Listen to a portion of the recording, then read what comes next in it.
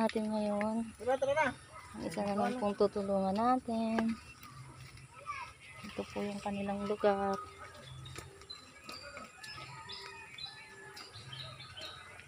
Tapos lang po ng malakas na ulan.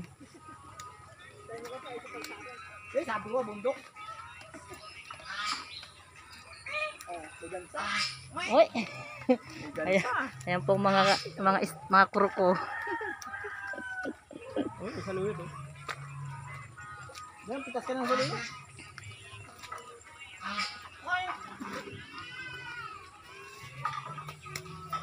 Ang tagal na po sila nakatira dito. Wow, ano to?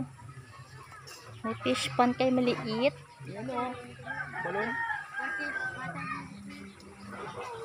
Yeah.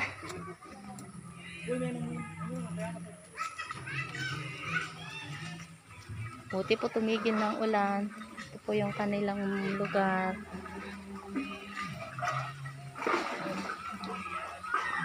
Ayan po. Susuot po ako dyan sa ilalim. Oo nga po eh.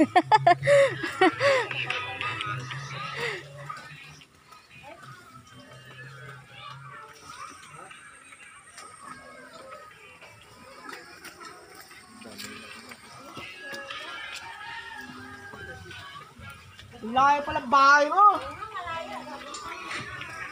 Po mga nabuhay nila dito, pangalakal po.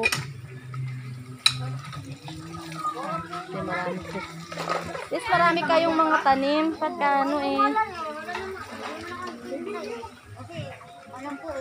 Ilan ang anak mo? Ito, yung isa may trabaho doon sa Cubao, layo. Oh, panganay. Oh, talaga, 7 ang anak mo. Oh, ito na po si Isa. Kaway-kaway kayo dyan. Oh, may aso pa. Ito po yung ating tutulungan ngayon from Mami Luz Channel at sa lahat po ng supporters. Salamat po. Sige.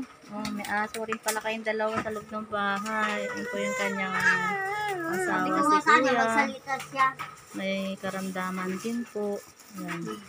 Ano sakit ni Kuya? May stroke yan. May stroke? Kailan pa? Matagal na, 2019 pa yun. 2029. Tapos si Bunso, yan. Anak na. Bunso ko. Ay, panganay. Ayun, sinasabi mong panganay mo na may anak na. Ilan ang anak mo? Sala. Ayan. So, sino si Bunso? Ito. Andun sa bahay, tulog. Tulog. Pangalawa to. Oo. Ay, Hoy! pangalawa siya. Tas pangatlo. Tas siya. Sa babae. Tas ikaw. Tas yung panganay na may trabaho kahit paano. Oh, kahit paano. Ay, ikaw pangalawa yun.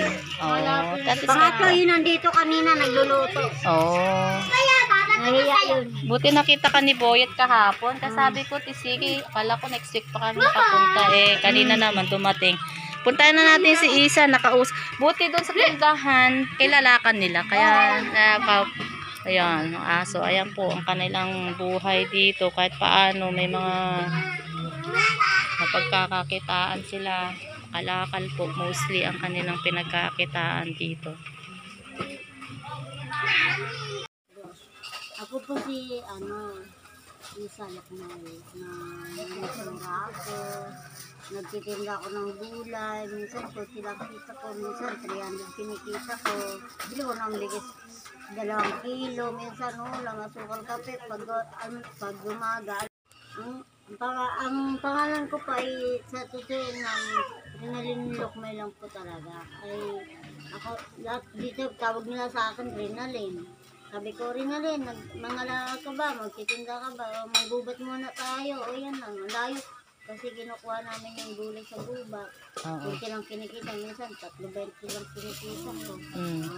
Eh, magkano yung kinikita? Minsan, 100 na, magpabigas. Ang anak ko, mangingi ng 50, mangingi 20 pesos. Pambiling pagkain. Sabi ko, anak, wala nga ito pambiling pagkain. Isang kilong bigas yun. Binibili namin. Ulam. Minsan tuyo, minsan isda na maliliit. Sige, okay na po. Asukal kape pa, almusal, 40 pesos ang tinapay. Yun lang. Okay, salamat. Salamat po sa mga tulong niyo. Salamat po sa tulong niyo po sa amin. Kahit na mahirap kami, hindi kami pinapabayaan ng Diyos. Yan. God is good, ate. Sabi nga po ng Panginoon, pag ang tao'y magsipag, kailangan, siyempre, may pagkain tayo na kahit nga paano, may pagkain kami dito sa bahay. Saka di naman po kami nangasa sa kabila. Sa mga ganang ko, sa hipag ko, hindi kami sa kanilang pagkain. Ako lang po sa maghanap buhay. Kaya nga hindi po ako napagkalakal kasi po umulan ngayon, kaya magtinda ng gulay. Eh, malayo, gubat pa, mga kami ang palanligaw, mga malunggay, mga pulso, binibigyan kami ng tao, buti nga po ibang tao, binibigyan. Kapit bahay ko, binibigyan niya ng upangkong, pagtinda lang, ay, pahinga ako ng pang-tinda lang, pang-bili kong bigas, pabili na ako 2 kilo, yun lang. Okay. At least kahit ganito kami na mahirap, hindi kami pinapabayaan sa Panginoon. God is good, ate. Okay. Salamat po sa inyo lahat. Good afternoon po. Welcome to Mami Luz Channel. Today's video po ay tutulungan po natin si Ronaldin o tawag po namin sa kanya si Ate Isa. Siya po yung nagtitinda po minsan ng gulay sa lugar po namin. At yun nga po, pangalakal po yung kanyang hanap buhay. Kaya minsan pag pupunta rin po siya sa bahay, binibigyan ko rin po siya ng mga lumang damit na pwede magkasya po sa kanyang mga anak at kung ano pa yung mga pwede kong maibigay sa kanya.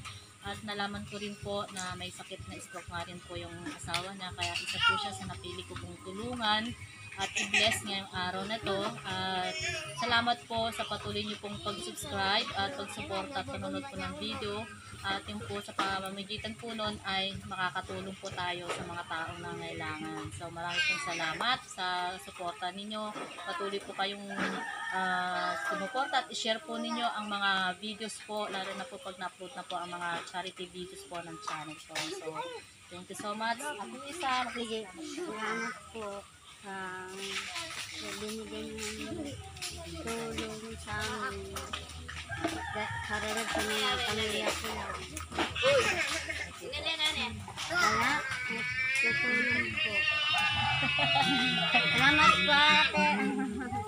okay, sige po.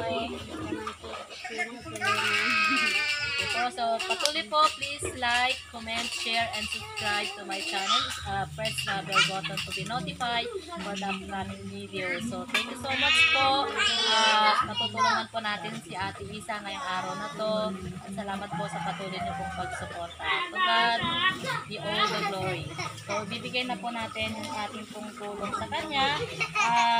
Ito po, nilalagay ko lang po sa sobre po yung tulong, di ko na po ito pinapakita dahil aminin ko naman po, di naman pa po talaga na sobrang laki po yung nagtutulong natin, pero malit man o malaki po ay tulong pa rin po yun at pasalamat po natin na kahit paano po nakakatulong po tayo sa ating mga kababayan na nangangailangan.